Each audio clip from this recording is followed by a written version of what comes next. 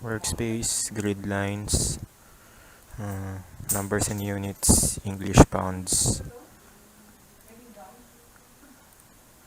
Unahin mo na tong 26 at 12. So, rectangle. Tapos itong 30. Select yung rectangle, Control K. Ano ulit yun? 26.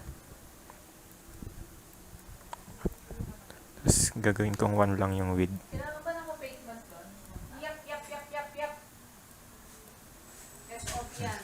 So ito, 12, di ba? Ayun, 12. Control K. 12. 1. Ayan. Yung position natin. Control I.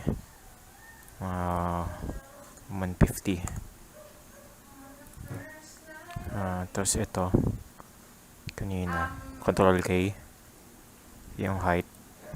30. Tapos yung width 1 pa rin. Ayan, 30 kasi nakasulat dito.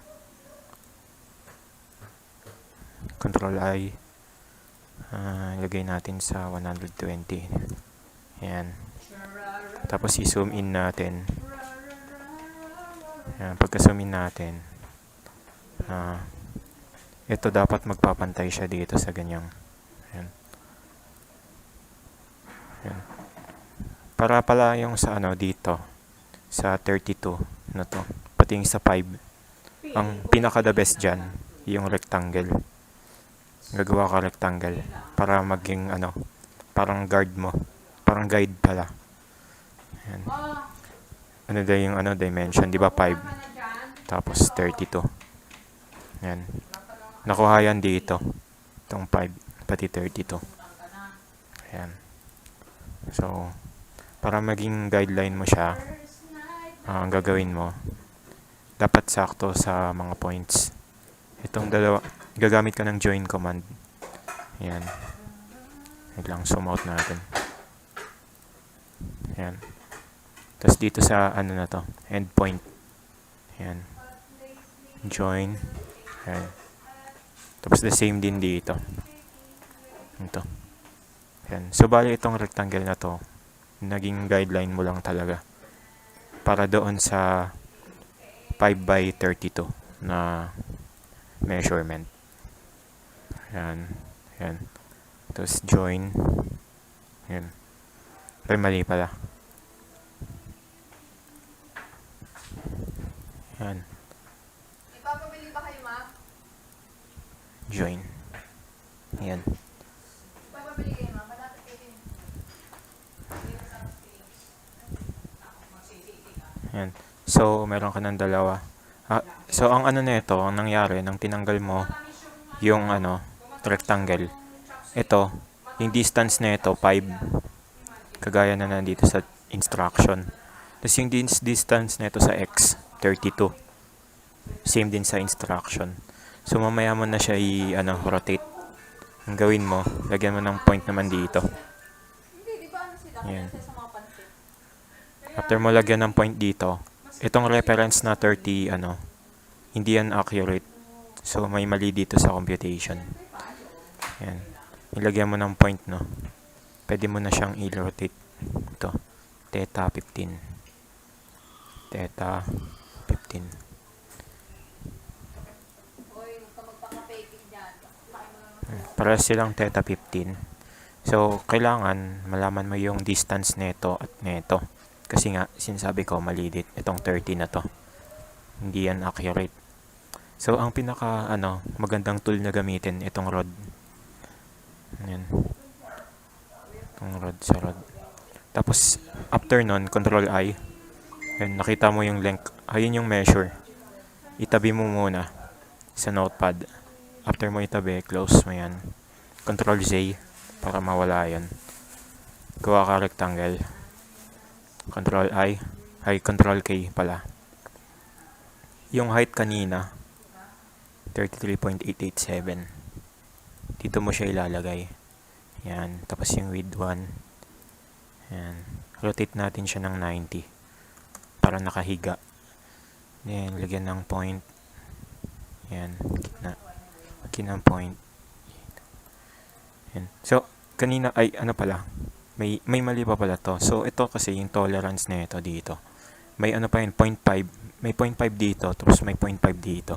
Kasi sinentro natin tong points. Ang gagawin mo, lalagyan mo siya ng +1. Balik ka ulit sa properties. Ay, sa geometry. Magiging 30, imbis na 33.887, 34.887. Yan. Yan. Para hindi gumalaw yung angle nitong 15 degrees. Anchor. Ayan, may anchor na.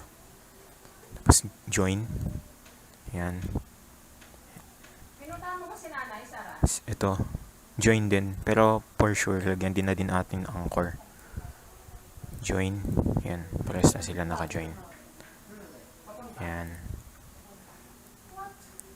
Tapos doon naman tayo sa mechanism ng gulong. Prepared ko 12 yung radius. So control K. Radius 12. Okay. Tapos ito pala, kakalahatiin ko to.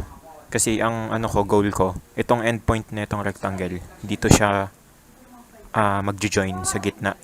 So, useless na tong part dito, ito. Yan, yung part na pa ganito.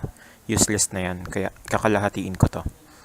So, kalahatiin, yung size na ito, 30, di ba? Gawin kong 15. Yan. Ginawa ko ng 15. Tapos, dahil nakalahati ko na siya, ayan endpoint. Ayan. Yung endpoint. Tapos ito, radius. Ayan, paglapitin natin. Para ang mangyari, pag sinelect ko, tapos join. Ayan. Sa gitna na siya. Zoomin natin dito. Ang gagamitin natin dito para mag-connect, hindi itong point, itong square point. Square point, ito. Square point, ito.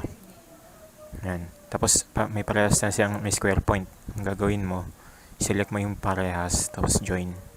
Yan. So, pag inano natin, sinum out natin. Baka ganyan. Ito yung kakalabasan niya.